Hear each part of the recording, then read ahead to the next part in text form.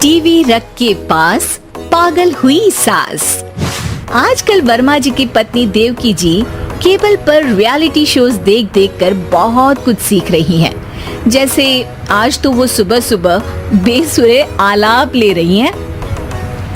सारे गामा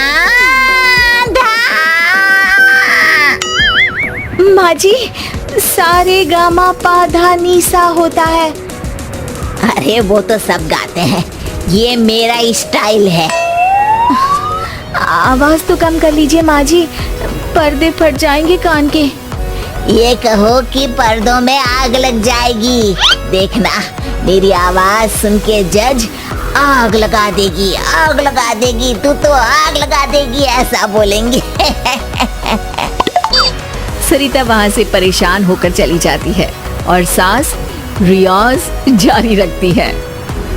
सारे गाओ, सारे नाचो। तभी बाबूजी दुकान से लौटते हैं। अरे देवकी, क्यों तानसेन बनी हुई है? कान से खून निकालोगी क्या? अरे क्या हुआ, रियाज तो करने दो मुझे। इसको रियाज बोलते हैं? ऐसा लग रहा है जैसे घोड़े हिना रहा है। घोड़े पे बैठ के ही बम्बई जाऊंगी मैं तो, जब जज साहब कहेंगे कि देवकी तुम मुंबई आ रही हो। जज साहब, वो अदालत वाले? अरे नहीं नहीं, बड़े लोग हैं, आप नहीं जानते हैं। ओ मैं तो छोड़ चली अपना ये देश, बम्बई मुझे प्यारा लगे। गाना गाती हुई देवकी चली जाती है और बाबूजी अपनी सरफिरी पत्नी के इस संगीत प्रेम की चर्चा करने बहू के पास चले जाते हैं। अरे सरिता बेटा, सुनो तो, ये तेरी सास को क्या हुआ है बेटा? सुबह तो अच्छा भला छोड़कर गया था इसे। सिंगर बनेगी अब वो।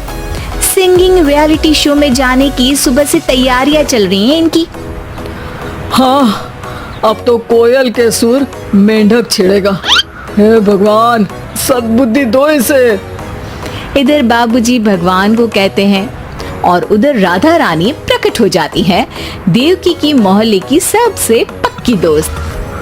क्यों री देवकी, काहे इतना गला फाड़ रही है? कोई चीखने चिल्लाने का कंपटीशन है क्या? अरे ये देख, नया सिंगिंग शो, मैं भी गाऊंगी, हिंदुस्तान के दिलों की धड़कन बनूंगी। अरे इतना बेसुरा गा के दिलों की धड़कन नहीं, दिलों का अटैक बन जाएगी। इससे तो अच्छा है कि नाच ही ले। वैसे भी दिन भर मोहल्ले में नाचती तो रहती है तू, कभी इसके घर कभी उसके घर। देवकी को समझ में आ जाता है कि उसका गाना किसी को पसंद नहीं आ रहा। अगले दिन सरिता देखती है कि सास पैरों में घुंघरू बांध के नाच रही है। अरे माँ जी, क्या मंजुलिका बनी हुई है आज आप?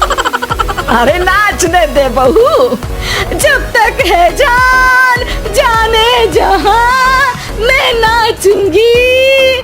अरे माँ जी, अभी जान निकल जाएगी, इतनी जोर से नाचेंगी तो। अरे अरे, क्या कर रही हो? अरे दिख नहीं रहा, डांस कर रही हूँ। अरे जैसी तुम्हारी हरकत है, तुमको तो नागिन डांस करना चाहिए। वो भी करूंगी, भांगड़ा भी करूंगी, देखना जज मुझे देख के स्टैंडिंग ओवेशन देंगे। हाँ, स्टैंडिंग ओवेशन तो देंगे ही, ताकि खड़े होकर वहां से भाग सके तुम्हारा डांस देखकर। अरे कुछ ढंग की चीज करो, ये रोज क्या नया शुरू कर देती हो? सास को लगता है कि उसका डांस का सीन भी बिगड़ गया। अब वो टीवी देख के कोई और कलाकारी ढूंढने लगती है। तभी उसे टीवी पर खतरों के खतरनाक खिलाड़ी शो दिखता है, जिसमें लोग अलग अलग स्टंट करते हैं। बस देवकी को नया काम मिल जाता है। अगले दिन सुबह देवकी डंबल लेकर कसरत करने लगती है। माँ जी, ये क्या कर रहे हैं आप? अरे खरी जैसे बनकर खलबली मचा दूंगी। कल मैंने खतरों के खतरनाक खिलाड़ी देखा, और सोच लिया कि मुझे वही जाना है। हाँ बस। तभी वहाँ बाबूजी भी आ जाते हैं। अरे इतना भारी डंबल, अरे गिर मत जाना कहीं लेकर। अरे चुप करो, तुमसे कुछ नहीं होता इसका मतलब ऐसा नहीं कि मुझसे भी कुछ नहीं होगा।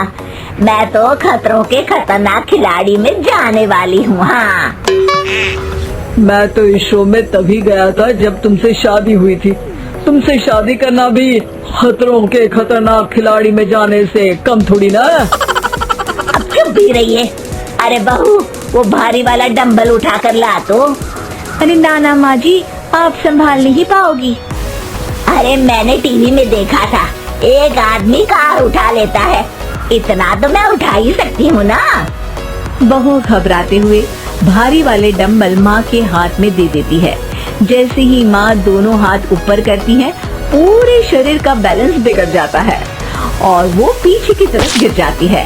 डंबल जाकर टीवी में लगता है और टीवी फूट जाती है। माँ जी, उठिए माँ जी। बाबूजी बहुत तेज हंसने लगते हैं। बाबा बाबा, टीवी और बीवी दो टेंशन थे मेरे, आज एक कम हो ही गया। बहू भी सास को उठाते उठाते इस बात पर ताली बजाकर हंसने लगती है और देवकी फिर से गिर जाती है। और इस बार देवकी भी अपनी बेवकूफी पे हंसी रोक नहीं पाती।